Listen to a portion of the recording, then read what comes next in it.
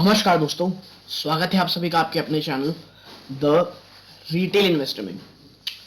दोस्तों, यहाँ मैं बात करने वाला हूँ कल के बाजार की। और देखिए, बाजार काफ़ी ज़्यादा वीक दिख रहा है। न्यूज़ जो निकल के आ रही है वो बहुत कह लीजिए आप बिल्कुल भी पॉजिटिव नहीं है। यूरोपीय बाजारों की तरफ जो सिग्नल्स आ रहे हैं वो तो और भी डरा देने वाले हैं। प्लस यूएस फेड को लेकर के एक न्यूज़ है। आपको मैं लाइव क्रूड के प्राइसेस दिखाऊंगा, जब आपको समझ में आएगा क्रूड ऑयल क्यों इतना कह लीजिए आप डरा रहा है पूरे वैश्विक बाजारों को, और खास करके हमारे भारतीय बाजार जो एक डेवलपिंग इकोनॉमी है उन बाजारों को बहुत ज़्यादा डरा रहा है। और देखिए, इन सब का असर कह लीजिए जो इनसे डायरेक्टली कह लीजिए इन्फेक्ट जो डायरेक्टली इनसे इफेक्ट होंगे, जैसे एफएमसीजी सेक्टर हो गया, पेंट सेक्टर हो गया, वो इतना बुरी कदर गिरावट दिखा रहे हैं जिनकी कोई सीमा नहीं है दोस्तों। तो ये वीडियो मेरा खास करके उन निवेशकों के लिए है जो ये देखना चाहते हैं कि भाई क्या ये लेवल सही है एंट्री का, या कल आने वाला जो हफ्ता है उतना रुके। क्योंकि देखिए, जो नेक्स्ट वीक है यानी आने वाले वीक कल से जो शुरू हो रहा है, उसमें जो सबसे बड़ी न्यूज़ है जिसकी लोग बात मैं कह रहा हूँ, कई बार मैं वीडियो देख रहा हूँ लोग चर्चा न के बराबर कर रहे हैं, वो है शायद यूपी चुनाव के रिजल्ट। और अगर यूपी चुनाव के रिजल्ट फेवर में नहीं आते बीजेपी के, शायद बाजार को अच्छा ना लगे। देखिए, बात ये बीजेपी कांग्रेस की नहीं है, बात ये है कि जो भी सेंट्रल गवर्नमेंट में रहती है, अगर उसके पास एक यूपी जैसा बड़ा स्टेट रहता है या उसके अलाइज के पास रहता है, तो ये बहुत ज़्यादा पॉजिटिव ट्रिगर रहता है एक डिसीजन मेकिंग को लेकर के, और बाजार को ये बहुत ज़्यादा पसंद आता है। तो अगर एक मेजॉरिटी की सरकार बन जाती है, आप कह लीजिए बीजेपी की, तो ये बहुत बड़ा ट्रिगर पॉइंट होगा, पॉजिटिव ट्रिगर पॉइंट पूरे के पूरे निफ्टी के लिए। लेकिन और भी कई चीज़ें जिसमें हम डिस्कस करेंगे। वीडियो को अंत तक देखिएगा, काफ़ी इंफॉर्मेटिव और एजुकेटिव भी वीडियो होने वाली है। खास करके उन लोगों के लिए दोस्तों ये वीडियो मुझे लगता है बहुत इंपॉर्टेंट है जो अभी तक बाजार में निवेश नहीं किए हैं और थोड़ा सा रुक के देखना चाहते हैं। तो ये सारी चीज़ें आपको एक वीडियो मिलेगी। लेकिन वीडियो को आगे बढ़ाने से पहले, अगर पहली बार आए हैं, प्लीज़ सब्सक्राइब बटन दबा दें, वो लाल कलर का जो है, और लाइक ज़रूर करें, सबके साथ शेयर ज़रूर करें दोस्तों, क्योंकि अभी ये समय जो है बहुत ज़्यादा इंपॉर्टेंट है। प्लस बहुत बड़ी अपॉर्चुनिटी लेके आ रहा है to buy, to invest for a longer horizon. अब विदाउट वेस्टिंग एनी टाइम सीधा मैं चलता हूँ आपको लेके निफ्टी की तरफ।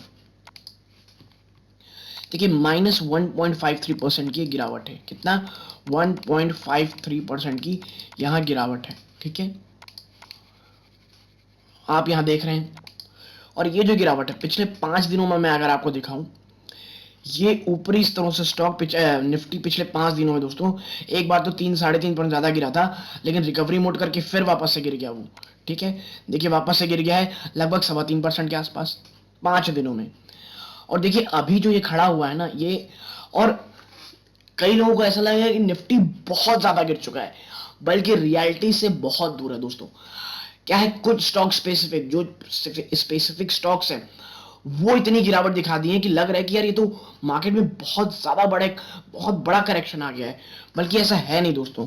अगर मैं पिछले 1 साल की बात करूं, इसने देख लीजिए हाई लगाया था कितना, ये रहा 18,477। ठीक है, और यहां से अगर आप देखेंगे तो स्टॉक केवल निफ्टी केवल दोस्तों 12% गिरा है। ओनली 12%, सिर्फ 12% की गिरावट है दोस्तों ये। और अगर आप निचले स्तरों से देखेंगे, ये जो इस तरह डिप लगा है, ये देखिए 14,300, ये लगाया 14,310 से अगर हम देखें, तो अगर ऊपर जाएंगे आप यहाँ वाला, तो लगभग 29% की तेजी थी। ठीक है, तो कोई स्टॉक इतना तेज तो भागा नहीं, गिरा नहीं है दोस्तों। हाँ, थोड़ा बहुत करेक्शन और हो सकता है वो, और वो क्या चीज़ें हैं मैं आपको आगे बताऊंगा। देखिए, सबसे पहले देखिए जो अक्टूबर मंथ है दोस्तों, पिछले अक्टूबर मंथ से आपको पता है जो एफआईआईज हैं उन्हों की बिकवाली ऑलमोस्ट आप कह लीजिए 2 लाख करोड़ के आसपास हो चुकी है। और लिटरली में उन्होंने 2 लाख करोड़ से ज़्यादा का माल निकाल लिया है भारतीय बाजारों से। ठीक है, और मैं बता दूं एक फैक्ट के लिए, अगर इतना बाजार जितना ये गिरा है, जितना ये माल एफआईआईज ने निकाला है, ये 2008 में जो एक बड़ा क्रैश आया था लेमन ब्रदर के कारण, वो कुछ भी नहीं है। एफआईआईज ने इस बार के कंपैरेटिवली उस समय तो पैसे निकाले ही नहीं थे बिल्कुल दोस्तों, नेग्लिजिबल आप कह सकते हैं। इस बार का सबसे बड़ा ट्रिगर पॉइंट है DIIs। जो डोमेस्टिक इंस्टीट्यूशनल इन्वेस्टर हैं वो तगड़ा माल खरीद रहे हैं दोस्तों, चुपचाप लगातार खरीद रहे हैं। और आपको रीजन पता होगा, जो डोमेस्टिक इन्वेस्टर्स हैं, जो रिटेल निवेशक हैं, वो इतना जबरदस्त पार्टिसिपेशन कर रहे हैं बाजार में खरीदारी को लेकर के कि शेयर बाजार को गिरने ही नहीं दे रहे हैं दोस्तों।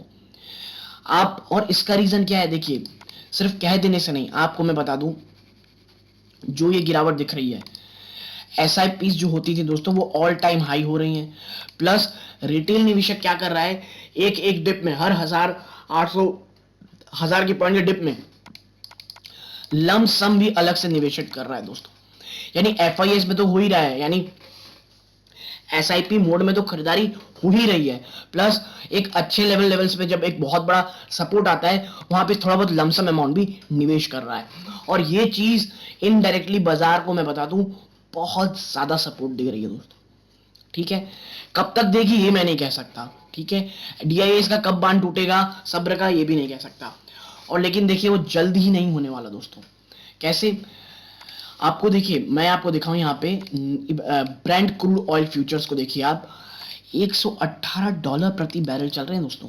$118, मतलब एक समय में जहां ये कह लीजिए 62, 65, 50 के आसपास चलते थे तब हमको महंगे लग रहे थे, अब तो भाई साहब $118 चले गए हैं।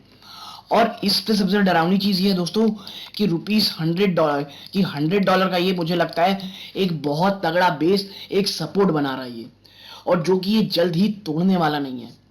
ठीक है, और यही रीजन है कि एक न्यूज ये निकल के आ रही है कि जब आपके लीजिए कल इसका लास्ट राउंड है यूपी इलेक्शन का दोस्तों, उसके बाद ये कहा जा रहा है कि हर हफ्ते, और लिटरली दोस्तों ये न्यूज है कि हर हफ्ते, एवरी वीक 10 to 12 रुपीज की बढ़ोतरी आप देख सकते हैं किसमें, अपने क्रूड ऑयल प्राइसेस में।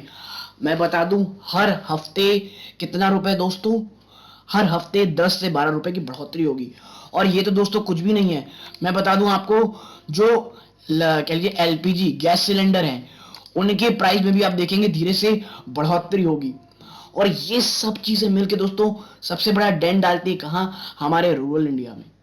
ठीक है, रूरल इंडिया में और लोअर मिडिल क्लास में, जो कि सबसे बड़ा बाइंग कह लीजिए आप बाइंग कह लीजिए बाइंग क्राउड है हमारे भारत का। इस कारण आप कह लीजिए जो टू व्हीलर की डिमांड जो ऑलरेडी इतनी ज्यादा खराब थी वो और खराब होते दिखाई दे रही है। और यही कारण है कि आप देखिए जो टू व्हीलर स्टॉक्स हैं उनमें बहुत बहुत बहुत ज्यादा प्रेशर है दोस्तों।